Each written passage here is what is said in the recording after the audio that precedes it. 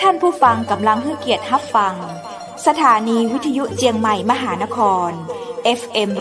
107.25 เมกะเฮิรตซ์อันดับต่อจากนี้ไปเจิญอู้จ๋ากำเมืองกับดีเจคำเพชรเจ้า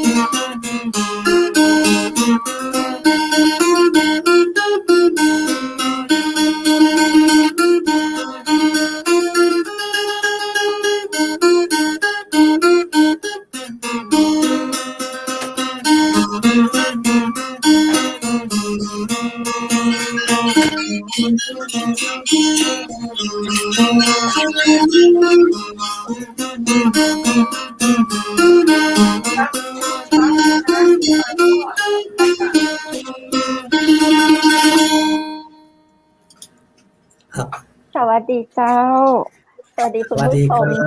ทุกคนทุกท่านนะเจ้ายินดีต้อนรับเข้าสู่รายการอู้จ๋ากำเมืองฟังเชียงใหม่มหานครเจ้าเมื่อกี้ได้ฟังดนตรีสดๆนะเจ้าแล้วก็ได้ยินเสียงสดๆของอาจารย์ไกรสอนอาจารย์ไกรสอนการพานะเจ้าเพิ่นเป็น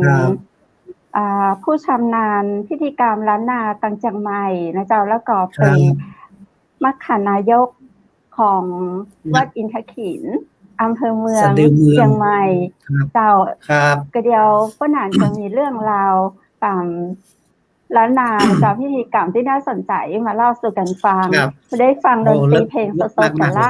ตรงนี้เฮามาปะกับป้าหนานกันเลยสวัสดีเจ้าสวัสดีป้าหนานไกรสอนเจ้าสวัสดีครับเจ้าป้าหนานสวัสดีเจ้าป้าหนานอยู่ตังใดตอนนี้เจ้าออนโซดออนแอร์อยู่ติบ้านบ้านอยู่ตังใดเจ้าบ้านอยู่ใกล้ๆสนามบินใกล้ๆสนามบินเชียงใหม่อำเภอเมืองเชียงใหม่เนาะอยู่ในเวียงเชียงใหม่เลยเนาะเจ้าป้าหนานไกรสอนอันเป็นแฟนเพจเฮาเนาะเป็นแฟนรายการเป็นสมัยใหม่ป้าของ FC อีเนอร์ป้าหนานเจ้ายินดีจังนักเจ้าติดตามรับฟังเวลาอันมีอย่างแบบผิดพลาดต่างเชียงใหม่มหานครก็ป้าหนานก็แจ้งมาเนาะหมู่เฮายินดีจังนักเลยนะเจ้าก็เลยได้ว่าปะกันวันนี้ให้ปะตัวเป็นๆแหละแต่ว่าตอนนี้มันเป็นช่วงโควิดเนาะมันก็สามารถปะกันตั้งตัวเป็นๆกันได้เฮาก็มาออนแอร์เจอกันในกล้องเมื่อก่อนเขาจะโทรศัพท์ก็ได้ยินแค่เสียงวันเดียวเขาเห็นภาพกันตัวนะเจ้าขอบคุณป้าหนานเนาะวันนี้คือเกียรติมาร่วมรายการเจ้าครับตะกี้นี้ป้าหนานเล่นสดๆเลยครับเปิ้นฮ้องว่าเพลงหยังอะเจ้าร้องแม่ปิงเรียนมาจากอาจารย์แอดอนุทัศน์อภิชนาทงครูแอดเป็นพ่อครูดนตรีของป้าหนานอ๋อครูแอดที่ของเพลงโด่งดังคอนเสิร์ตม่วนๆนะเนี่ยป้าหนานไปเรียนดนตรีกับครูแอดนี่แหละอ๋อเจ้าครับวันนี้ป้าหนานมีอย่างอยากจะมาเล่าสู่หมู่เฮาฟังอันดับแรกนี่ก็จะขอซอก้อมมาสักหน่อยเนาะดีเจ้าเอาซอเรื่องอย่างเจ้าวันนี้มันเป็นซอพระเจ้า10จัดนะป้าหนานจะซอประมาณ2นาทีนะเจ้า2นาทีเนาะจัดเลยเนาะอันเฮาฟังแล้วพระเจ้านี่คืออันพระพุทธเจ้ามันก็เจ้าครับพระพุทธเจ้าอนุโมทนาสาธุตัวจะได้บุญโดยฟังเนาะฟังต่อฟังธรรมคุณพระเจ้าได้ยินเสียงปีนี้ก่อนเนาะได้ยินยังได้ยินเนาะเจ้าได้ยินเนาะได้ยินครับเจ้าได้ยินเจ้าโอเคประมาณ2นาที บรรดาพ่อแม่พี่น้องผู้ฟังวิทยุเลยนะครับทางวันนี้ก็หนังไก่สอนนะครับก็จะสอบป้อมให้กับบรรดาพ่อแม่พี่น้องนะครับได้ยินได้ฟังกันนะครับประมาณ2 นาทีเนาะอันนี้คือเป็นในของดีล้านนาของเรานะครับคือเป็นเพลงพื้นบ้านเนาะอนุรักษ์ไว้นะครับอนุรักษ์ไว้เพื่อว่าให้ลูกหลานเขาไปสืบไปทอดเพลงพื้นบ้านของเขานะครับเป็นสิ่งดีๆเลยนะครับสิ่งดีๆที่คนอ่านได้ได้เรียนมานิดหน่อยนะครับเพื่อว่าเสริมความรู้แล้วก็เพื่อว่าลูกหลานการเต้าของเขานะครับจะได้สืบไปทอดนะครับประเพณีพื้นบ้านล้านนาของเขานะครับอันนี้แหละมันเป็นสิ่งดีแท้ๆเลยนะครับที่ว่าจะให้เยาวชนคนรุ่นใหม่นะครับได้มารู้จักเรื่องของซอเป็นเมืองนะครับอันนี้พี่น้องมาซอตั้งเชียงใหม่นะครับจังหวัดตั้งเชียงใหม่นะครับ ประมาณ2 นาทีเนาะนะครับอันนี้ก็ฟังกัน มันจะมีช่องดนตรีเขาต้องว่ากันดนตรีที่นะครับ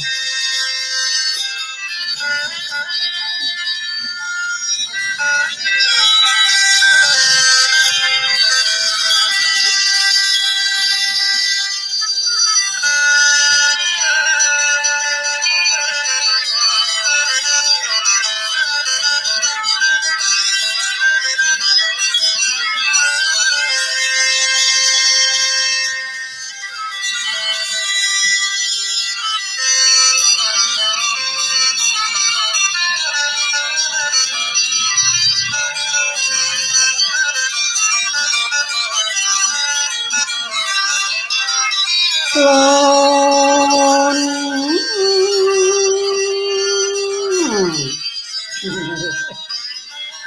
ขอกราบน้อมนพพระพุทธธรรมพระสงฆ์ไกรสอนปัญญวังจะก็ก้มน้อมกราบองค์พระสยามเทวาธิราชพระบาทสมเด็จและพระเจ้าอยู่หั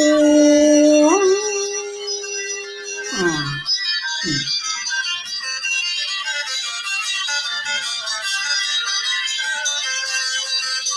น้อมเก้าขอกราบน้อมนพพระพุทธธรรมพระสงฆ์ไกรสอนปัญญวังจะก็ก้มน้อมกราบองค์พระสยามเทวาธิราชพระบาทสมเด็จและพระราชินีคุณภาวีหางคุณศาลาบัตรคุณภาพัดละตนไม้สาลีพูดมากน้ำไม่นางทอละนีขมูลไอนี้จะขอก้มกราบน้อม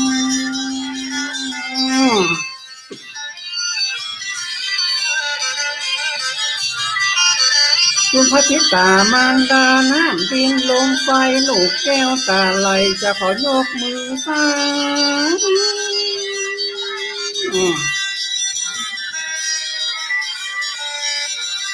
ตัวห้องเตบ้านนาที่รักษาจันฟ้าตรงที่มีซักตัวฝากรักษาพระอาญากีพระอาญากาเต็มที่รักษาจันฟ้าเก้าห้องพญาอินพญาพรหมพระรังจันยมที่รักษาหมอน้ำห้อนสิ่งศักดิ์สิทธิ์ตัวโขงเกียรติห้องตัวต้องปากเทศเมืองไทยปัจจุบันเจนโคตมะตะกอดถึงพระอริยะเมตไตรที่น้อยจะสอนจะขอหน้าโมหัวใจไปทุมาสีวิจัยตูนคุณใหญ่กว้างขอเพื่อนปักพระปารามีแม่นางธรณีเจ้าดินเจ้าตีนี่ละน้องและนำ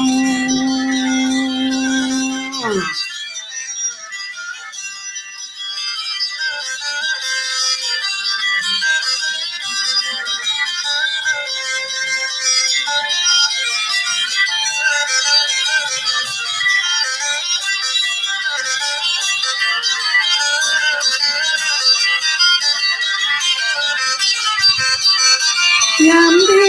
หลวงปู่แหวนแล้วที่อยู่เมืองเป้าใจสอนลูกเต้าจะขอยกมือสาพระทัดพระสุเทพพระสุธาลังกาละตะโกงโฮมสาเชียงใหม่แก้วกว้าง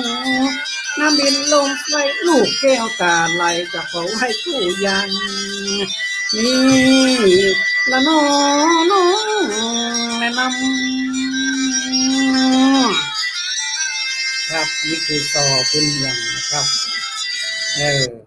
ซอก้อมซอก้อม อ๋ออันนี้เป็นของตอกอมอีนะเจ้าเจ้าคือตัดขึ้นต้นตั้งเชียงใหม่เป็นของซอตั้งเชียงใหม่นะครับเนี่ยปนานก็ได้ศึกษาเรียนรู้เจ้าวัฒนธรรมพื้นเมืองล้านนาบ้านเฮานะเจ้าครับพวกคนเฒ่าแก่เพิ่นชอบเด้อซอนะน้องเยาวชนชอบเลยเจ้าเขาเจ้าก็ชอบเจ้าแต่ฟังบ่ตานฟังดนตรีดีเจวูดเราเจ้าฟังรู้เรื่องจริงๆแล้วรู้เรื่องครับเพราะว่าจริงๆแล้วชอบดนตรีอย่างนี้อยู่แล้วครับจริงๆครับเพราะนั้นจริงๆแล้วดนตรีอย่างเงี้ยชาวต่างชาติเนี่ยชอบมากพวกนั้นจะเป่าปีได้ตัวนะเป่าปีเป่าคุย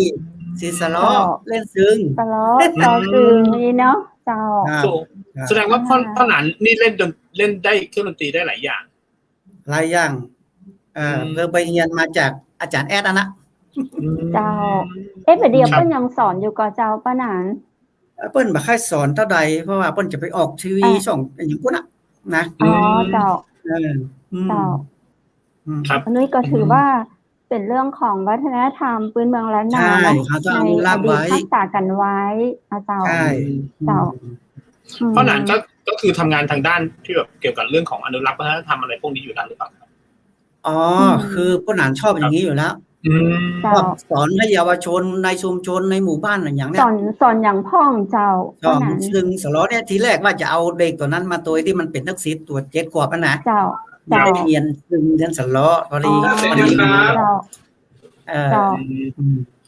คือป้าหนานสอนเรื่องเล่นสล้อซอซึงเล่นเครื่องดนตรีพื้นเมืองแล้วก็เจ้าเจ้าแล้วมีนอนแมวอยู่คนหนึ่งผู้หนานมีข้อแม้ว่าทุกคนที่จะมาเล่นดนตรีต้องซื้อเครื่องดนตรีที่ผู้หนานก่อนแล้วผู้หนานสอนฟรีทีนี้มันมีแมวบนดอยคนหนึ่งมาซื้อเครื่องดนตรีที่ผู้หนานเนาะซื้อปุ๊บ1,200มันใหญ่นะทีนี้มาไปเล่นถนนเขาเดินคืนนั้นได้เกือบ 2,000 เลยโอ้สอนเพลงเดียวสอนเพลงเดียว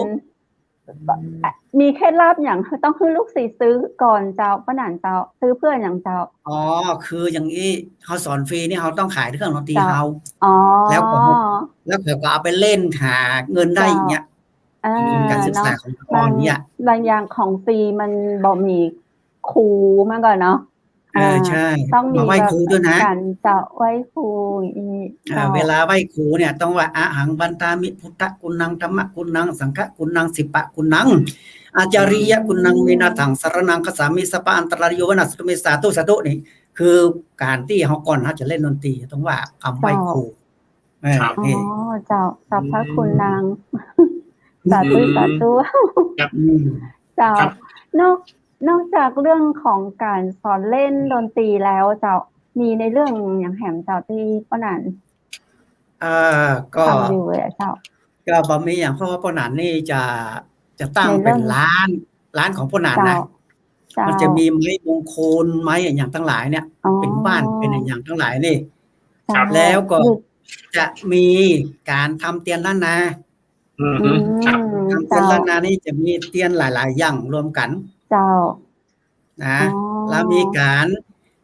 พลิกร้ายให้ไก่ดีทำคนดวงบดีอย่างนี้นะพลิกร้ายไก่ดีเวลาที่เขามีเคราะห์มีภัยอย่างก็อย่ามาลดน้ำเขาไม่ทิ้งปล่อยเจ้าตั้งนอกตั้งเหนือบ้านเฮาจะมีจะเชื่อเนาะจะศรัทธาในการที่จะเตียนความเชื่อส่วนบุคคลเจ้าแม่นเจ้าเขาเจ้าเป็นคนหนึ่งเชื่อนะเจ้าป้าหนานมันจุดเตียนเพราะเคยได้ยินเปิ้นว่า ถ้าเฮาจุดเตียนบ่อยก็เหมือนเฮากินยาหมอถ้าปีหนึ่งเฮาจุดเตื้อก็เหมือนปีหนึ่งเฮากินยาหมอเตื้อเดียวถ้าเป็นไข้เป็นอย่างเฮาก็บ่หายแต่ก็เจ้าป้าหนานเจ้า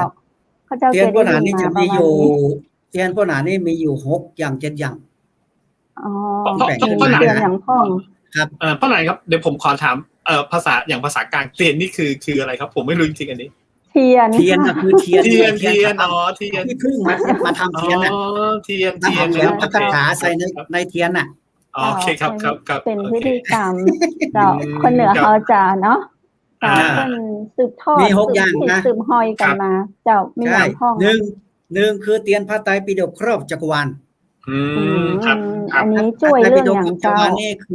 คืออันนี้คือครอบจักรวาลอธิษ ไป ฐาน พระรัตนตรัยอ๋อ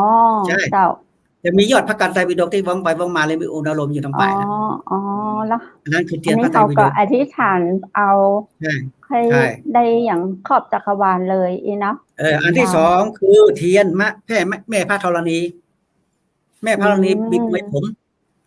เวลาคนจะขายที่ขายตังขายโหนอย่างเนี้ยขายที่นะเอาไปจุดได้ขายเลย เจ้า นะ ต่อทุกก่อน อันที่สาม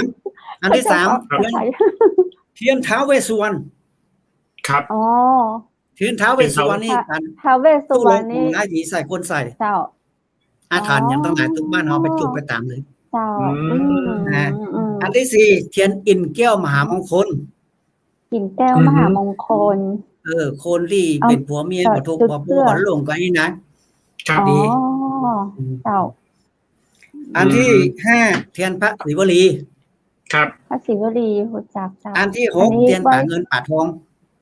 ป่าเงินป่าทองแล้วกันเจ้า ที่ดังที่สุด เทียน คือ พระศิวลีนี่เขาจุดเพื่ออย่างเจ้าบูชาเปิ้ล เอาจกลากที่ดังประเด็นนี้คือเตียนแม่พระธรณีเนอะ แม่พระธรณีเจ้า เออ ไข่ตี้เจ้า ขายตี้ขายโหนอะไรอย่างทั้งหลายเนี่ย ไข่ เกี่ยวกับดิน ไข่ เนี่ย บ้านเจ้า เอาไปตามได้เลย เจ้า อันนี้ประเชื่อวันนี้รบรูเนอะมีแต่ แล้วก็เจ้า ครับ เตียนอันที่6นี้อันอย่างก็เจ้าป้านานตะกี้ อันที่หกนี่ป่าเงินป่าท ต่ อ อง จากสีบริป่าเงินป่าทองป่าเงินป่าทอง โชคลาภไง เตียนป่าเงินป่าทองอ๋อ โชค ขอ ลาภ โชค โชค ขอ ลาภ ลาบเองเนาะรางวัลที่1เองเนาะเจ้าอ๋อ แล้วป้านานจะทำที่บ้านป้านานนี่นะเขาจะมานั เจ้า บางทีเนี่ย มาด้วย เจ้า เจ้าทรงนะเจ้าทรงเนี่ยมันจะมาเนาะ เจ้า มันเปิ้นอู้ฝังบะป้านานเมื่อคืนจะมีดวงวิญญาณมันนั่งไปตีนเจ้าเนี่ยโลมันนะมันนั่งมากอดเข่าอย่างเนี้ยมันมาขออยู่ตัวให้มันนะ เจ้า ทีนี้เจ้าทรงน่ะกับมาหาป้านานเนาะป้านานมันก็อู้ป้านานว่านี่เนาะมานั่งเนี่ยนั่งทางหลังเจ้าได้หรอมันยากมันว่านั่งทางหลังเจ้านะที่ป้านานนั่งนั้นดังตุ๊บเลยมีเสียงมันก็อย่างตกลงมาเลย เจ้า อันนี้มันมีแต่นะแต่เขาจะไปกลัวเนอะเขาจะไปกลัว เจ้า ข้าวกลัวเนี่ยเอาการหมดเลยอ่ะคือใครหัวยิ้มเยาะมัน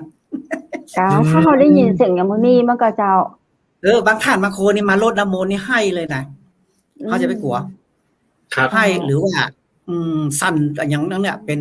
อย่างทั้งหลายเนี่ยเขาจะไปกลัวเขาเพราะว่าเอา โควิด เป็นโร ตา คซิด เขาจะปากันไปถ่ายทำปุ๊เนาะคุณดูพี่เจวุฒิเนาะ ครับใช่ครับน่าสนใจ เจ้า นี่แล้วมันจะมี แล้วก็อะไรอย่างแหมเจ้าดูเมื่อดูหมอดูลายมืออย่างอีดูเจ้า ขนาดเมาดูเมื่อเมาเด็ดขาดดูเมื่อเนี่ยเอาไปดูซิปที่ก็ว่าซิปยัง เนี่ย ขนาดจะพลิกย้ายกายดีเลย ตังเตียนเจ้า พลิกร้ายให้กายดี ครับ เจ้า อุปกรณ์โบราณมันมีมันโบราณนี่ เจ้าเจ้าของอีมัน อุป ต้อง กรณ์โบราณ เนาะลงปลุก ของเก่าของโบราณ คาถาปลุกเสก ต้องมีครูดีๆโอ้ยินดีสำนักเจ้าเดี๋ยวคนจะแห่กันมาจังหวัดแล้วเนอะโควิดอยู่นะ คนกรุงเทพมาเลยนะคนกรุงเทพมาเลยนะ เจ้า ครูบาอาจารย์กรุงเทพมาเลยเป็นดาราก็ยังมาเลย โอ้มีแบบอันคนเมืองนอกอีมีก็เจ้าฝรั่งที่เขาสนใจแล้ว มีฝรั่งมีแบบต่างประเทศ ฝรั่งมาอย่างอ่ะ อ๋อเปิ้นเป็นเมียคนไทยเปิ้นจะมาไงเขาดูใน YouTube ในอินเทอร์เน็ตก็นั่นอ่ะ เจ้าเขาไปหาใน YouTube ในอินเทอร์เน็ต เจ้า ครับ ครับเปิ้นจะมานะ เจ้า มาขอกระถาครูบาอาจารย์จันใหญ่ๆยังมาเลยครูบาที่เปิ้นชื่อเสียงโด่งดังนี่นะคือเปิ้นฮู้แล้วเปิ้นอยากฮู้แถม เจ้า อย่างกระถาตู้รองของร้ายเนี่ยมุนต์ดำนี่นะเมื่อก่อนเปิ้นอ่านไปเน้นเปิ้นอ่านไปเฮียนแต่ครูบาอาจารย์เปิ้นว่าห้ามเอาไปทำมือไผถ้าเอาไปทำไว้นี่เอาแก้ไว้ตนเองเลยคือเอาเก็บไว้เนี่ยมันจะจุ่มเย็นที่มาก็ขึ้นคือ คือป้าหนันก็เคยเฮียนเหมือนกันกับเจ้าคือ อันนี้คือเขาจะใช้หัวว่ามันมีแต่กาอะมนต์ดำไสยศาสตร์กับเจ้าแต่เปิ้นห้ามทำให้คนอื่นนะเปิ้นเฮียนแก้ตัวคือว่าป้าหนันเคยเนี่ยก็เจ้าเคยเนี่ยคือไผเคยแก้อย่างเดียวเคยอนุโมทนาก็คือคนที่โดนมาของป้าหนันแต่ว่าเฮาฮู้วิธีแก้ที่เปิ้นโดนมาเจ้าแล้วก็ของป้าหนันนี่ก็คือซื่อๆคือว่าไปตังใส่ขาวอีเนาะใส่ขาวไปแก้ดำอีเนาะเจ้าก่อนที่เขาจะแก้นี่นะก่อนที่เขาจะแก้ของเขานี่นะเขาต้องการตัวเขาก่อนเจ้าเกิดว่าเขาแก้ไปเนี่ยครูบาอาจารย์เขาเปิ้นแฮงกว่าเขาโดนเลยนะเขาต้องการตัวเขาก่อนการก็ได้อย่างด้วยคณะคุณมินสมปล่อยด้วยคาถาธรณีสัตว์เอกเขาจะรู้ได้จะใดอ่ะป้าหนานเจ้าว่าเขาโดนของเนี่ยหน้าตาคล้ำเล็บดำเจ้าวงตานี่จะคล้ำแล้วให้สุดให้เขาผมต้องทำหน้าสว่างเลยครับอย่างผมนี่ยังไม่โดนดีเจพูดผมยังไม่โดนใช่ไหมครับยังไม่โดนนะเขาต้องป้องกันตัวก่อนจะฟังก่อนคาถาบทเนี้ยคาถาป้องกันตัวนี่จะฟังก่อนเจ้าดีเอาอีกดีกว่าฟังอันที่แก้ตู้ก่อนดีกว่าแก้ตู้แก้โดนตู้เนาะเผื่อเขาโดนทำผู้ตัวเนาะที่ใส่เนี่ยบอกนะที่ใส่เนี่ยบอกได้เขาว่าไปเฮียนแบบเอาแก้ก่อนเนาะได้เจ้าได้ฟังเนื้อสาธุตัวมาสาธุเจ้าวิธีแก้นี่คือเพื่อนอาจจะเอาน้ำมาขันหนึ่งเอามายองบนหัวบนเก้าคนที่โดนตู้โดนหยังนะแล้วเอาน้ำอย่างเจ้าน้ำธรรมดาหรือว่าน้ำส้มปล่อยน้ำธรรมดาไม่ใช่ปล่อยเอาเสื้อเขาเข้าปกนะเราไปเอาเราหูได้เลยเอาเสื้อไข่ไม่ใช่เอาเสื้อเขาคนไข้นะกะมาหมายถึงเสื้ออย่างสมมติว่าข้าเจ้าอีนอข้าเจ้ารู้สึกบ่ม่วนข้าเจ้าจะแก้ก็เอาเสื้อข้าเจ้ามาปกที่ขันหันเอาเฮาเป็นคนทำหมอเป็นคนทำเอามาขันมาบางบนหัวเอาเสื้อเขาเข้าปกแล้วก็ว่าอุ้งอ่องปุยจุยอุงละกาทิละกานะสหายอุ้งปอตุกนกปอตงกันลอดคือเนื้อสหายองค์สนองอ่องสแหน่งสละแสลงกูเนื้อสหายเป้งบริกรรมใส่ในน้ำบนหัวน่ะประมาณ3 นาที 5 นาทีครับเจ้าน้ำนั่นจะกลายเป็นน้ำสีอื่นเลยหรือว่าจะเป็นขี้โคเป็นยังไม่เป็นเค็มเป็นอย่างน้ำนั้นจะกลายเป็นเลยถ้าเขาโดนมาน้ำมันจะเปลี่ยนสีเจ้าถ้าเขาบ่โดนอย่างก็คือน้ำจะใสน้ำเหมือนเดิมเจ้าจากพอเขาแก้ตู้อีเนาะอันนี้เปิ้นฮ้องแก้ตู้จากแก้ตู้แล้วเขาเนี่ยอย่างต่อเจ้าคือก่อนจะแก้เนี่ยเขาต้องการตัวเขาก่อนเจ้าการตัวเขานี่เปิ้นฮ้องธรณีสันเอกธรณีสันเอกเนี่ยหมายว่ากันเขาเลยกันตัวเก่าไว้ก่อนเขาต้องแข่งกับเขาแล้วก็เอาน้ำขมิ้นสมปวดที่เขากันเนี่ยเอาไปพรมหัวใส่ตัวเขาด้วยฟังก่อนจะฟังก่อนครับน่าสนใจมันจะยาวนึงประมาณหน้ากระดาษนึงนะเพราะหนามมันต้องพออย่างว่าได้เลยเจ้าฟังก่อนฟังเจ้าฟังหน่อยประมาณสัก1 นาทีครับนี่นะเลิกเจ้าโอมสิทธิการครูบาอาจารย์กูครูประเสริฐล้ำเลิศแก่หมอทั้งหลายโพธิภายเสด็จเพชรชาอาคมอุดมให้แก่กูอมสหายกูจักสละเล็กเพ่งเพชรเขาตกไปด้วยน้ำกูจักขัดสละคายแห้งเขาจำไปด้วยดินกูจักสละมนทินอย่ามนทินสามมาใกล้กูจักสละปะไปอย่าปะไปจังมาปานกูจักสละโยนยันจังมา8ได้ต้องอย่าแฝท่านกูจักแก้เสียนะถูกต้องอย่าพายท่านกูจักแก้เสียคือหมดแหนเป็นไข้หมูแกนกูจักแก้เสียเงินอยู่แค่ยื้อกูจักแก้เสียคำร้ายท่านต่อตนกูจักแก้เสียเป็นหมูจื้อกูจักแก้เสียเป็นคนเสียงมาออกกูจักแก้เสียผีมักหลอกมักอำกูจักแก้เสียเป็นคำหมูกูจักแก้เสียเขี้ยวอยู่สะอื่นสะออนกูจักแก้เสียนอนคืนมักฝันร้ายกูจักแก้เสียขับไข่นอนหลับกูจักแก้เสียขับคืนอยู่ในใจกูจักแก้เสียคืนอยู่ใจไหวกูจักแก้เสียจังไรท่านมาเกาะกูจักแก้เสียท่านข้อ43มาต้องกูจักแก้เสียท่านได้ความ65มาถูกกูจักแก้เสียชุบตับดูได้กูจักแก้เสียชุบตับดูดิกูจักแก้เสียท่านมักขิกมักเถงกูจักแก้เสียท่านเสียงซ้อมมากูจักแก้เสียท่านขึงทางดังยิงกู จะแก้เสียข้อเป็นลายเสือมาโคไปใต้กูจะแก้เสียข้อดไม่จำเป็นกูจะแก้เสียเห็นตกคิงมักแต่กูจะแก้เสียอยู่เสมอเสียเองของกูจะแก้เสียคุณนางปองสโลกูจะแก้ตั้งตาปัญญาอยู่จังย้อนกูจะแก้เสียซึ่งน้ำตาตกหลังกูจะแก้เสียสั่งน้ำตาตกไหลกูจะแก้เสียหัวอกฮ้อนกับไฟกูจะแก้สัตว์ผงได้จังมาหิงชาลาวีกูจะแก้เสียพีผงได้จังมาเป็นโจรกังวลกูจะแก้เสียคนผงได้จังมากระทำร้ายคำชลากูจะแก้เสียน้ำจังไหลกูจะแก้เสียไฟจังไม่กูจะแก้เสีย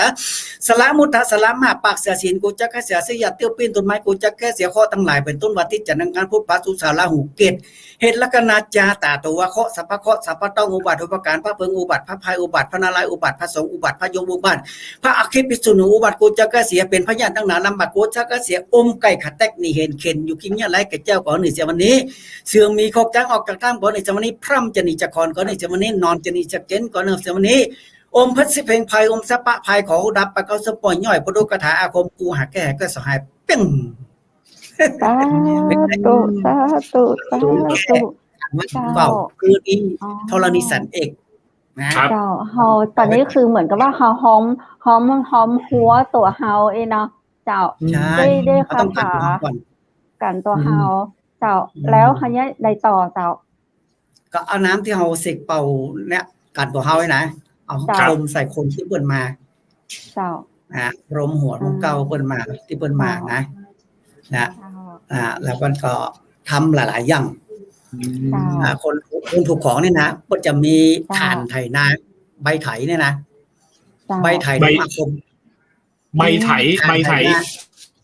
ไถนาเก่าเนาะที่เขาใช้ไถนาจริงๆนะครับใช่ของจริงเลยของถ้าไปซื้อตามตลาดเนี่ยมาทุบบดีบักหลังไม่ได้ต้องเอาที่ใจกับต้นกับนาเพราะว่าพ่อหนานมีนาอยู่เนาะครับเก็บไว้ฐานไถนาเนี่ยเพิ่นเอามาลงอาคมแล้วเปิ้ลเอาเวลาคนไข้มาเนี่ยคนเจ็บคนป่วยมาเนี่ยเปิ้ลจะเอาใส่หัวแล้วก็เอาน้ำส้มปล่อยเขาลาดลงใส่หัวน้ำกะทิแก้อาถรรพ์แก้คืดแก้แบบว่าทำแท้งอย่างนี้ก็ได้นะแก้ได้แก้อาถรรพ์อ๋อครับทานเทนาเนี่ยนะมันต้องเอาลงมาโคตรต้นตองมาแล้วก็มาทำแท้งยากาเจ้ามาแก้ได้ที่ร้ายให้ไก่ดีคือไถเนี่ยมันจะปิ้นทั้งลุ่มเป็นทั้งบนมาขี้ดินน่ะครับเป็นห้องเวลาถ่ายไปเนี่ยมันจะปิ้นทั้งลุ่มขี้ดินเป็นทั้งลุ่มเป็นทั้งบนเนี่ยเป็นห้องว่าพลิกร้ายให้ไก่ดีอ๋อเจ้าพลิกเจ้าพลิกดินขึ้นมาเนาะที่เป็นถ่ายนึกแล้วก็ถ้าว่าคนที่ไปสมัครงานไปสอบราชการอย่างบ้านบะพานเนี่ยใช้น้ำไถเนี่ยไปกินได้ทันเลยเจ้าคือคนไทยพอห้องผ่านมันก็บ้านเฮาเลยว่าผ่านเนี่ยครับคืออย่างมันก็ผ่านเลยเป็นบัตรสะดุดอ๋อมันงานแบบเจ้ามีแบบสบายเลยได้กลีบกุหลาบอีแนวทางเดินเส้นนี้เจ้าแล้วจะมีน้ำหลอดบัตรครับน้ำหลอดบัตรนี่ต้องไปเอาบัตรไปปุจจาที่วัดมาหน่อยน้ำหลอดบัตรนะบัตรต้องหัวไปมันเป็นที่เมี่ยงไปอย่างนะเอามาเจาะหน่อยหนึ่งแล้วเอามาเคลือบดีๆเพื่อมันเป็นน้ำสะอาดแล้วเปิ้ลจะตวงเอาน้ำบัตรหลอดบัตรเนี่ยเวลาขึ้นลงขึ้นศาลมันจะรอดขึ้นลงขึ้นศาลจะรอดครับเราต้องใจคาถาด้วยนะน้ำหลอดบัตรนะใจคาถาพ่อปู่ฤาษีนะรอดมันถึงจะรอดได้เจ้าฟังมันเหมือนแบบว่าถ้าคนพิษไปทำแล้วก็รอดกับเจ้าน่าสนใจแล้วมันก็ของเขามันดีอยู่แล้วอ่ะมันจะพิษบรรทุกเขาบอกหูเรื่องเขาอ่ะเขาบอกหูอ่ะก้าวหูเขาเป็นคือที่ข้าเจ้าได้ยินมาคือประมาณว่ายังเขาขอพรสิ่งศักดิ์สิทธิ์หรือว่าขอพรเจ้าตีเจ้าต่างอย่างนี้เนาะเปิ้ลจะให้พรสำหรับคนที่มีศีลมีธรรมใครที่แบบบดีบ่มีศีลบ่มีธรรมไปขอก็ได้แต่ยากอยู่มันก็จะเหมือนกันก็เจ้าถ้าเขาบอกหูนี่มาเป็นอย่างถ้าเขาหูเราไปแยกกับบดีว่าคนบดีเราไปแยกเขาอีกนะอ๋อเจ้าเขาทำให้เปิดด้วยความบริสุทธิ์ใจของเขาเพราะน้ำหลอดบาทขึ้นลงขึ้นศาลดีแท้เลยต้องว่าคาถาพ่อปู่ฤาษีนรอดก่อนครับฟังก่อนจะฟังก่อนเหมือนกับเจ้าแป๊บเดียวน้อยสั้นๆมาถึงนี่ละรอบไปด้วยกัน ฟังเด้อมะอะอุสีบางพรมมาทิต่างมานิมาลึลือปปูฤาษีนาหลอดมานี่มาปัจจิทิเมอมลือมหานาโลโทฮิโลกะเลฮิเลปัจยังโดเนวาตุสุสุกะยังหามโกลืออลหังอยู่แล้วหรือยังปปูฤาษีนาหลอดก็อัญเชิญเสด็จมาอยู่ตัวเอหิปะมะเกิดลือภควาอุทังอาโทจะภคสะคงอะเป้งอันนี้เวลาเอาน้ำหลอดบาดเธอเปิ่นตรงว่ากระถานี้คาถานี้เอาใจครอบครูก็ได้นะใจครอบครูก็ได้มาเสียนพระฤาษีมาหลอดมาครอบครูก็ได้มันจะรอดหมดเลยครับทุกสิ่งจะรอดหมดแบบมีสะดุดเป็นอย่างที่น่าสนใจแล้วมีในต่อแหมเจ้าบาดนี่คือมันบาดหัวเนาะบาดนี่ถ้าบาดเป็นบาดแตกเอามาเนี่ยคนตัดไปก้อนไปแก้มมาขวางชาวบ้านเขาก็แตกแยกเหมือนกันบาดนี่นะบาดแตกอ่ะครับบาดสำคัญเรื่องคือบาดตกนี่นะถ้าเน้นน้อยมันอุ้มบาดไปไก่หน้าบ้านเขามันตกขันล่มนี่นะบ้านหลังนั้นนี่จะต้องมีอาถรรพ์แล้วโอ้แล้วครับนะบาดตกบาดแตกบาดรั่วครับมีทั้งดีทั้งดีเนาะครับแล้วเนี่ยได้ล่ะคือเน้นน้อยก็คือเน้นน้อยเนาะเกิดเป็นเอาบอกแป๊ะบาดมันใหญ่ใช่ตกนานไปหันตั้งหันพอดีเนี่ยได้จ้ะก่อนเรื่องนะมันหลาย10 ปีแล้วพอนานไปหันวันเป็นวันอย่างฮู้เปิ้นใส่บาตรนอกเราเน้นเอาไปตกหน้าบ้านของปู่ลุงนั่นน่ะอยู่ได้มาถึงเดือนบ้านหลังนั้นถูกได้เตเลยอ่ะเพราะมันนัดอยู่ใกล้วัดมันมีวิธีแก้ก็เจ้าเพราะนั้นแก้มีกะแก้ได้เจ้าแก้ได้แก้จะได้มันมีวิธีแก้มีวิธีแก้อยู่เจ้ามีวิธีแก้นอกจากนั้นแถมเรื่องหนึ่งนะคือเปิ้นจะคุณหญิงคุณนายทางกรุงเทพกรุงทางเปิ้นมีเงินแสนเงินล้านเงิน10 ล้าน20 ล้านน่ะเปิ้นจะมาเสริมบารมีด้วยการลงหน้าทองขนาดทำได้จะลงหน้าทองลงทองที่หน้าที่ตาต้องหาวันก่อนนะต้องหาวันเลิกมหาธโนเลิกมหาธโนเลิกในเลิกเงินเลิกทองต้องดูวันตวยเนาะวันร่ำรวยครับมันจะมีคาถาอยู่ติโยเทวมนุษย์นังติโยธรรมามุตตะมุมนคาถากเววนะสินิยานะปิยปิตานะโมกุลุนานะมหานิยมนะพระพรหมสินะนะปัญญานะปุญญาปรมีนะมหาสตินะมั่งมีสิสุขนะเป็นตาค้าง่ายใครดีมีกำไรค้าง่ายแก่ก็มีเงินมีทองละกินละใจโอ้สาริกาตัวพี่จงมาเป็นทองสาริกาตัวน้องจงมาเป็นเงินในทองไหลมาพุทธะก็ไปเพราะเป็นเงี้ยนี่เขาจะเห็นชักมีจิตเมตตานะมหาเสน่ห์มันิยมชมชอบอมนารายกันจีวะองค์พญาโคตพุทธาละลอยนะได้เงินนะได้ทองนะได้ทรัพย์นะเมตตานะล้างอาถรรพ์ฟ้าแสโอ้มันยาวสาธุนี่ลงหน้าทองนายกรุงเทพคนมาบัดขึ้นเครื่องบินมาเลยนะมาเชียงใหม่เพราะว่าเขาหันใน YouTube ปนาน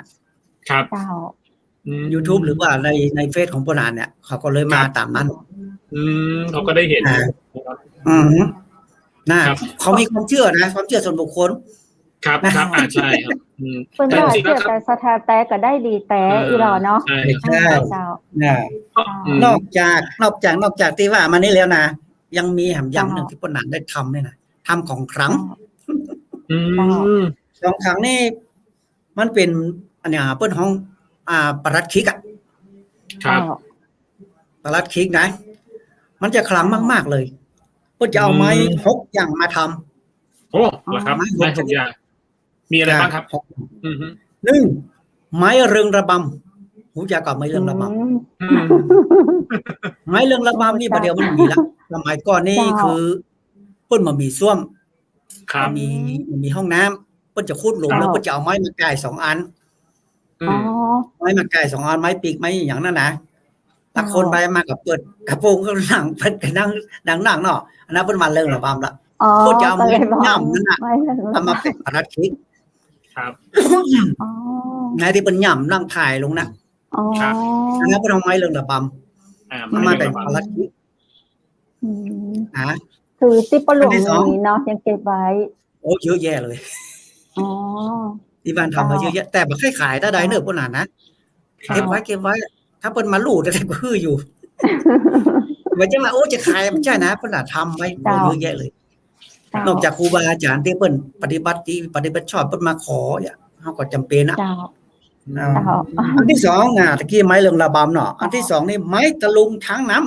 ำครับไม้ตะลุงช้างน้ำคืออะไรจากก็ไม้พยุงไม้ตะลุงช้างน้ำนี่เราต้องไปสังเกตที่น้ำกำลังลงมาเป็นขี้โคกขี้กามเป็นท่อนไม้อย่างไหลลงมามันจะมีไม้อยู่อันหนึ่งมันไหลมามันบาดฝางมันตั้งมาจุ่มบุ่มอ่ะอ๋อเจ้าเวลาน้ำนองมันก็มันจะอยู่โดเดมาเลยมาเหมือนกับมันมีอย่างกรรมมันไว้เขาเนี่ยได้ไปเอามาล่ะมันกำลังน้ำนองเนี่ยเอาได้กับถึงได้อ่ะก็นำมาแปะมาลัดคิดมันจะเฮงมากๆเลยตะลุงช้างน้ำเนี่ยอันที่สามไม้รักร่วมใจอันที่สามไม้รักร่วมใจไม้รักร่วมใจนี่คืออันนี้บ้านเฮาปืนบ้านละนายนะคนสมัยเก่านี่เพิ่นไปเอายางฮักที่มันอยู่ในป่าที่เพิ่นเอาไม้อย่างไปโดนแล้วเป็นตุ่มมันก็เจ้านั่นล่ะเพิ่นเอาต้นเอาแก่นของมันอุ้ยกลัวมันเป็นยังถ้าแก่นมันเนี่ยมันบรรทุกมาเป็นเฮาเป็นตุ่มละก็นำมาทำปกติแก่นมันนี่จะต้องมีหูมันจะมีหูนะมีหูเหมือนท่านแล้วนี่เพิ่นก็มาแต่งเป็นปลาเค้กแล้วก็เอาหูนั่นน่ะเป็นหูลิงเวลาเฮาใครไม่ยิงคนใดเนี่ยเขียนชื่อเขายัดยัดในหูปลาเค้กนะหรือว่าผัวเมียมาหากันมาเขียนชื่อมามนใส่ในหูนะเป็นหูธรรมชาติไม่ได้จองเดียวนะเหรอไม่รักร่วมใจมีไปดูในเน็ตในเพจก็นั่นก็มีหันละไปดูเด้ออันต่อไปคือไม้งิ้วดำเป็นแปลกละทีนะงิ้วคือมีนิ้วขาวนิ้วดำนิ้วดำนี่มันจะนิ้วขาวนิ้วก็คือตังในมันเป็นนิ้วดำนี่เป็นมาแทนประคำแต่งประคำมาอย่างนี้กันจ้าไม้นิ้วดำแล้วไม้ไก่กุ๊กไม้ไก่กุ๊กไม้กุ๊กไก่ไม้ไก่กุ๊กนี่หมายความว่าที่เป็นเลี้ยงไก่เยอะๆเนี่ยไก่เมืองนะครับไก่ตัวผู้มันจะเรียกร้องความสนใจอ่ะมันจะไปซับข้าวหันว่ามันซับไม้ก้มไหนคือไปเอาไว้อันนี้ไม้ไก่กุ๊กเอามาทำของขังเพิ่นฮักเพิ่นเมตตามหานิยมเจ้าขนาดไก่ยังลุ่มเนาะไม้ไก่กุ๊กอันไม้มาลุ่มไม้มาลุ่มไม้มาลุ่มนะมาแก่มันจะมีกาแฟมันอยู่เพิ่นเอามาทำเป็นประคิดนะเอาที่เป็นกาฝากค่ะเจ้าครับเอาเป็นกาฝากแล้วเพิ่นจะต้องมีคาถากำกับไปนะนะครับดอกโลสัมลอกหลงติมรณะติอันนี้คาถาเขียนประคิดก็คือเอาคือแบบว่าป้าจ่ายจะได้เมียฮักเมียหลงอีเนาะใช่การเป็นไทยมาแล้วถ้าสุมาจะป้าหนานถ้าเกิดป้าจ่ายคนห้านอ่ะมันไม่ใช่แฟนไม่ใช่สามีข้าเจ้าอีเนาะเกิดเขียนชื่อข้าเจ้าลงไปอีเนี่ยได้อ่ะมาได้นะคืออย่างนั้นว่าอาจารย์เป็นหมาอนุญาตถ้าเป็นมีลูกมีเมียมีผัวอย่างนี้มันได้ลูกที่เป็นห้ามอย่างนี้นามาได้นอกจากว่าเป็นแฟนเป็นอย่างกันเนี่ยผัวเมียแตกแยกเนี่ยอาจจะช่วยอย่างอันเนาะเพราะไหนครับเรื่องผมถามนิดนึงผมเห็นพวกร้านค้าอย่างเงี้ยเอามาบูชาอย่างเงี้ยก็ได้ไหมครับอย่างร้านค้าเอาประหลัดขิกมาบูชามันมาได้ปลูกเสกแล้วครับทำแปลงขายอย่างมาบ้านพ่อหนานเนี่ยนะถ้าเอาเตียนไปเนี่ยมันจะแบบอยู่ซื้อไปปัจจัยพ่อหนานจะต้องมีกรรมมือจะต้องมีมวลสารใส่ที่สายเตียนแล้วเอาขึ้นเข้าไปจะมาอยู่ซื้อไปเลยปัจจัยต้องใส่มวลสารครับใส่มวลสารนะนอกจากนั้นก็มีน้ำมันอิ่มแก้วมหามงคลปุจจะใส่ขวดน้อยๆนะมันจะมีอยู่ในการแม่นขายมันปุณณะปุณโหไม่ตามหานิยมเลยค่ะมันจะมีอยู่ในนั้น6อย่างขวดน้อยๆนะนึ่งนะนึ่งเครือเขาหลงมันจะหลงรักเขา ลงฮักหูเฮา เจ้า อันที่สองกาฝากมายม เจ้า อันที่สามนะครับกาฝากฮัก คนฮัก ฮักไม่ฮักที่มันอยู่ตามหนทางที่ใบมนๆนั่นน่ะนะอันที่สี่กาฝากมารุมก็จะรุมล้อมเฮาอันที่ห้ากาฝากไม่คุณบ้านเฮาบนห้องไม้ลมแรงเนาะ ครับ อันนี้กาฝากไม่คุณแล้วอันที่หกกาฝากมะนาวเอาก็ใส่นั้นน้ำมันไปหามงคลนี่คนจะเอาไว้กับตัวที่มาก็ขึ้นเป็นเมตตามหานิยม ต้องเอาไว้กับตัวจ้าคือข้าเจ้าเคยได้ตัวเจ้าเปิดเอามาฝากไว้ก็มันคือน้ำมันอันอย่างเนี่ยก็เปิดดมแม่บ้านบอกว่าตัวเจ้าเปิดเอามาฝากไว้ให้ดีเจขอบกล้าเจ้าเพื่อเขาหลงว่าบนหนานปลูกไว้เลยมีเจ้าปลูกแล้วก็เอามาทำถ้าเขาบอกพกติดตัวถ้าเขาเอาไว้ที่บ้านก็ได้เขามีร้านมีกิจการเขาก็เอาไว้เขาบูชาไว้ที่บ้านก็ได้เนาะที่บ้านก็ได้ไม่ต้องเอาที่ตัวก็ได้นี่เนี่ยมันมีหลายๆอย่างเนี้ยมันก็นานนะแล้วจะมีว่านลูกไก่ทองว่านลูกไก่ทองนี่ลูกไก่ทองลูกไก่ทองมันจะเป็นปุยสีทองอ่ะมันจะเป็นพืชแบบประเภทเพลินอ่ะผักกูดเพลินอย่างเนี้ยเนี่ยว่าบ้านลูกไก่ทองนี่เวลาเอามาไว้บ้านเนี่ยมีจุกนี่ละครับถ้าว่าวันหวยออกวันอย่างถ้าเราเมื่อคืนเราได้ยินเสียงของจิ๊บจิ๊บจิ๊บจิ๊บไหนเอาถูกหวยเลยขนาดเลี้ยงไปเยอะเลยมันมีเสียงตัวกับเจ้ามีเสียงวันแรกที่วันที่สองคนนั้นได้ยินเลยคนนั้นมาไว้นะครับเจ้าเอาไว้แล้วอันนี้เป็นต้นว่านมันก็เจ้าเป็นต้นว่านเนี่ยเป็นต้นพืชเนี่ยนะเป็นว่านนี่นะเป็นพืชที่เขาปลูกประเภทเพลินอ่ะเพลินผักกูดอ่ะแต่มันเป็นสีทองนะครับเป็นสีทองเป็นสีทองเพื่อนเอาปลูกไว้ถ้ามันท้องก็คือเฮาบ่ถูกเฮาก็บ่ต้องซื้อถ้ามันท้องบ่ได้ก็ค่อยซื้ออีเนาะอันนี้ขนาดปลูกไว้จะนักเลยได้ไปย่างขายนะเพราะว่าถ้าครูบาอาจารย์อย่างมาเฮาก็เพิ่นมาขอเฮาก็คือไปอย่างเงี้ยแล้วแต่ผู้จาครูเนาะยังทั้งหลายที่ว่ามานี่นะขนาดบ่ได้ห้องเลยบอกจะว่า199 500ก็บ่ได้ว่าเอาตามใจสูงผู้จาครูได้ตามใจนะถ้าห้องนี่เฮาจะจ่อยคนละไม่ใช่ละแล้วก็เฮาพาทางอันที่ไม่ใช่ละเฮาบ่ใจจ่อยคนละเรียกมาแล้วแต่มันมีอยู่น้อยนึงคือเตียนนี่เฮาได้ซื้อมาก็คือเพิ่นบูชาไปเตียนเพราะว่าจะเอายอดไปแต่ยอดเตียนนี่ซื้อมากองเป็นพันๆเนาะก็ต้องนิดๆหน่อยๆก็บ่จะนักเล่ม10 บาท20 บาทอย่างเนี้ยไว้คู่กันเนาะเจ้ากูอย่างต้องไว้ตามใจเปิ้นใส่ขันคูโอ้ง่ายครับครับแล้วจะมีมานึงนะไม้ไล่ไม้เรียกจิ้งจกเคยยินไหมไม่เคยได้ยินจิ้งจกอย่างเจ้าเปิ้นเอามาปลูกไว้บ้านเปิ้นฮักเปิ้นหูเมตตามหานิยมกันครับเจ้าบ้านคนเมืองเหนือนี่เพิ่นฮ้องว่าเป้าตอกแตกเธอผู้เจ้าอยู่กะคนเมืองนึกออกเป้าตอกแตกนะครับเจ้าเป้าตอกแตกเนี่ยเอามาปลูกไว้บ้านในคนเมตตามหานิยมเลยให้ฮู้ว่ามันดีอย่างใดนะฮื้อเด็ดเอาใบมาสัก3 เคล็ดครับแล้วไปดูตำหลังบ้านเฮาที่ไหนที่ไอ้จิ๊กจกเยอะๆเนี่ยเอาไปฟาดติดฝาปุ่มก็เดี๋ยวมันมาเต็มมันเลยจิ๊กจกมาเต็มเลยมันจะมากันมักเลยมันจะตายมาดุ้มๆดำๆเลยแล้วเอาเปิ้นจะเอาไม้เนี่ยมาเรียกคนเข้าร้านเข้าบ้านครับเนี่ยไม้เรียกคนเนี่ยเปิ้นเอามาเป็นเมตตามหานิยมไม้เรียกจิ๊กจกมันบ่นานนี้ค่ะมาดูเลยเจ้าโควิดซา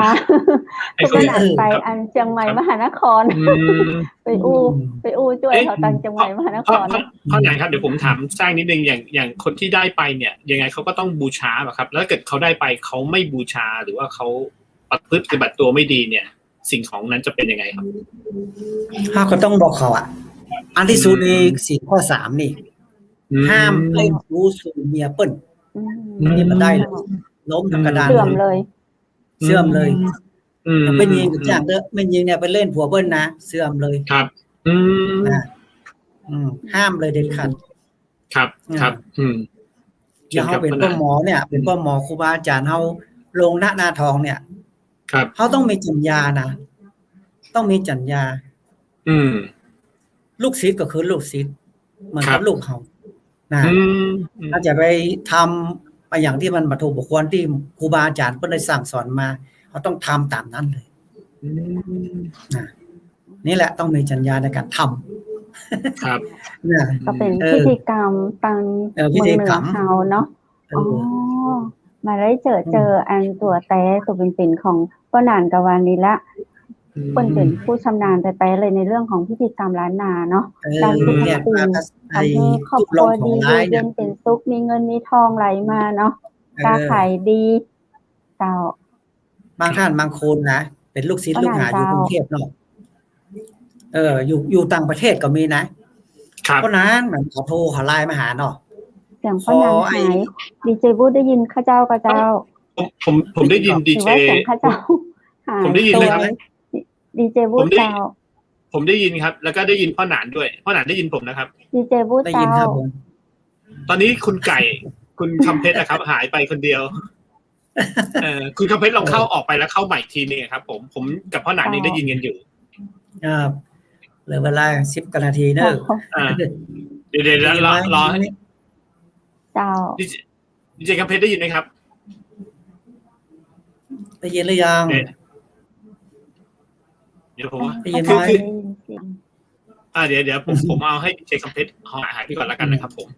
ลองเข้ามาอีกทีนึงนะครับคือพอเวลาคุยกันอย่างนี้ครับพ่อหนานคือทางแม่เสลียงมักจะมีปัญหาคือเดี๋ยวก็จะหายไปอย่างเงี้ยครับผมอาจจะเป็นที่สัญญาณอินเทอร์อาจจะเป็นที่สัญญาณอินเทอร์เน็ตเนี่ยครับเดี๋ยวรอดีเจคำเพชรเข้ามาอีกทีนึงครับอันนี้พ่อหนานเนี่ย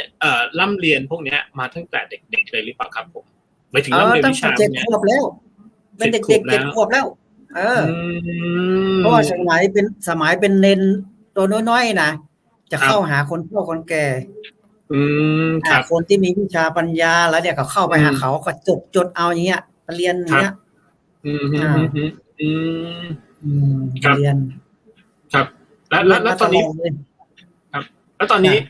วิชาเนี่ยจะได้สืบทอดต่อจากใครบ้างหรือเปล่าครับตอนนี้ได้สืบทอดให้ใครบ้างหรือเปล่าครับโอ้มีเยอะเลยครูบาอาจารย์ทางกรุงเทพยังมาเลยมาเรียนที่เพิ่นเป็นพระจันทร์สูงๆนะที่เปิ้นไปศึกซ่อมย้อมยศเปิ้นไปปลุกศึกต้นๆนี่นะ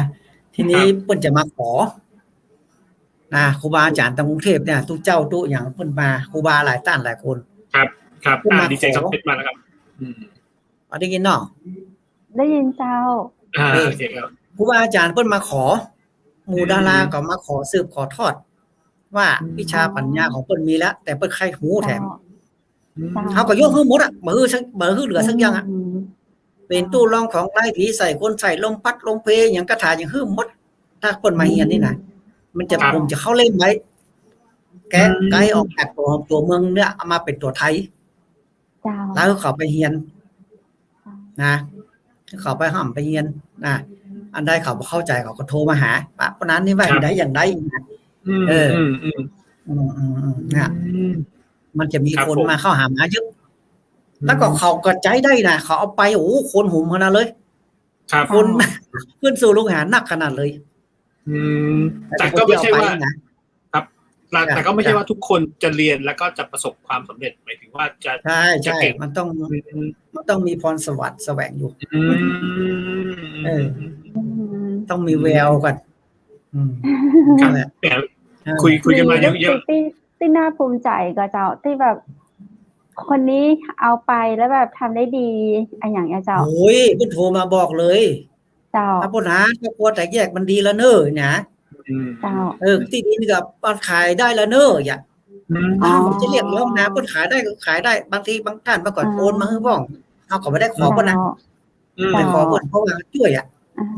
เจ้าเอาช่วย เนี่ยก็จะมาดีจะนักได้มาศีลปาวาได้เจอเนาะต้องแล้วจะมีบทหนึ่งนะการทำมีบทหนึ่งก็ถามมนส้มปล่อยแก้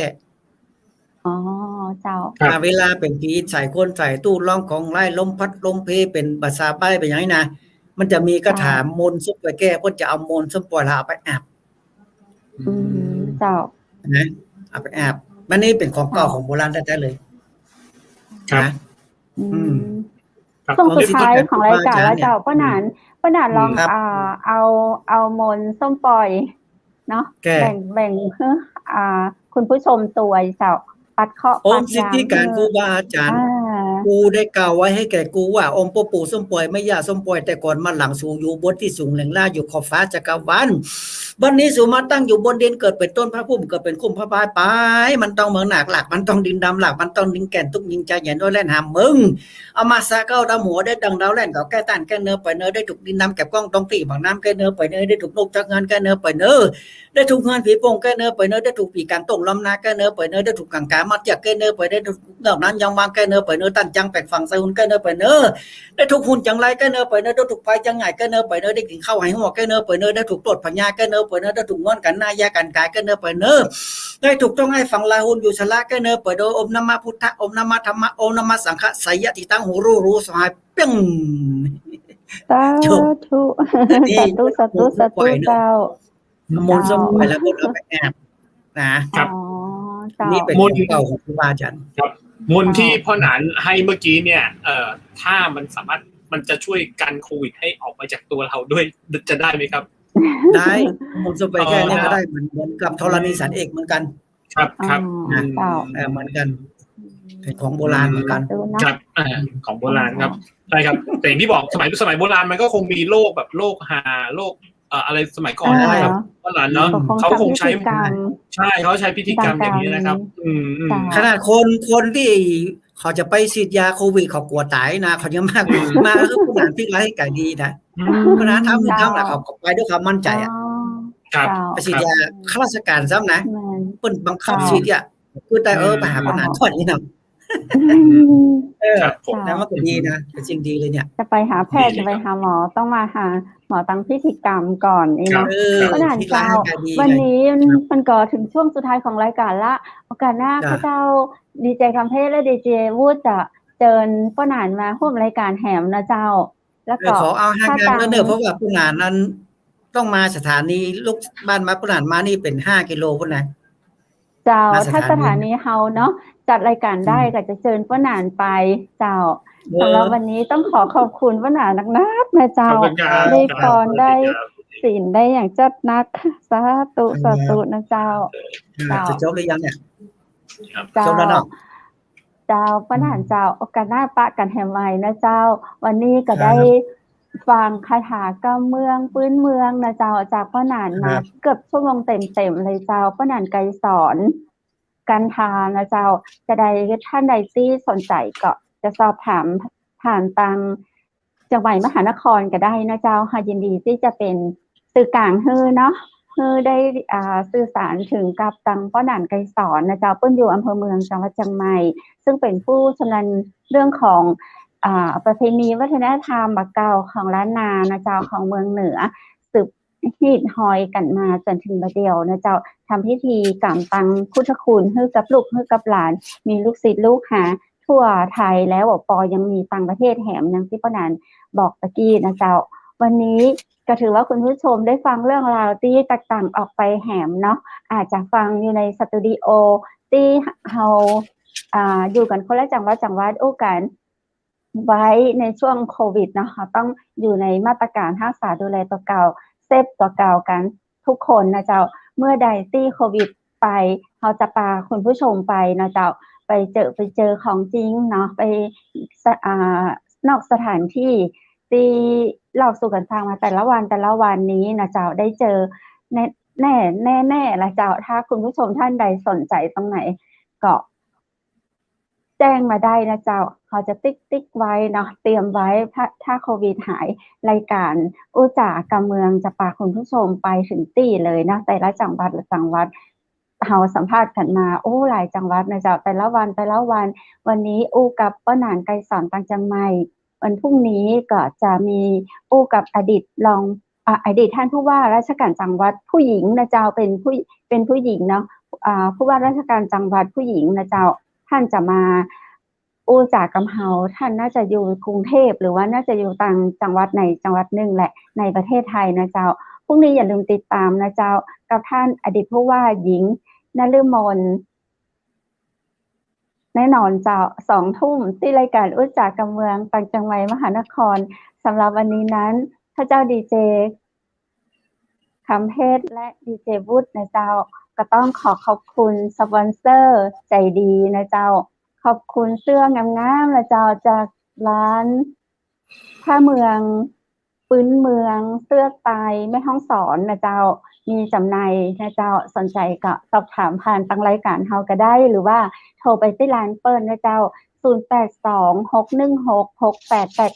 0826166889นะเจ้า0826166889ผ้าปืนเมืองเสื้อไตใหญ่มีจำหน่ายแล้วก็มีให้เจ้าตัวนะเจ้าขอบคุณครัวปินโตนะเจ้าส่งกับข้าวสั่งทำกับข้าวได้กุวันนะเจ้าที่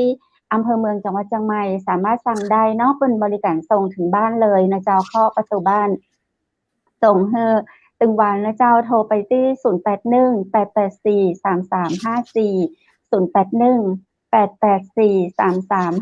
0818843354 นะเจ้าขอบคุณ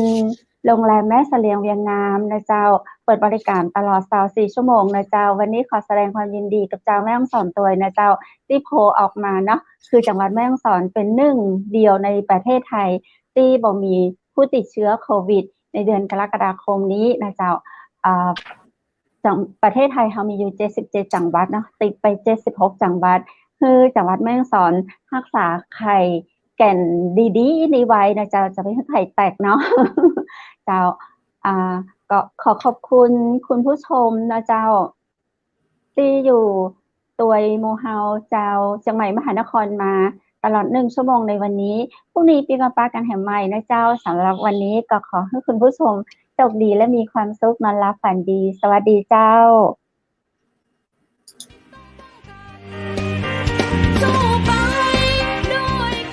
สถานีวิทยุเจียงใหม่มหานคร 107.25 เมกะเฮิรตซ์ขอแสดงความห่วงใยและเป็นกำลังใจให้ทุกท่านในช่วงการระบาดของโรคโควิด -19 ในครั้งนี้เพื่อลดความเสี่ยงควรสวมหน้ากากอนามัยทุกครั้งล้างมือเป็นประจำขอให้อยู่ที่บ้านให้นักที่สุดด้วยความปรารถนาดีจากหมู่เฮาเจ้าเจียงใหม่มหานครสนับสนุนโดยกาแฟโกแม็กคอฟฟี่และโรงแรมแม่เสรียงเวียงงามโทร 053-621-444 และ 081-595-2883 เราจะฝ่าฟัน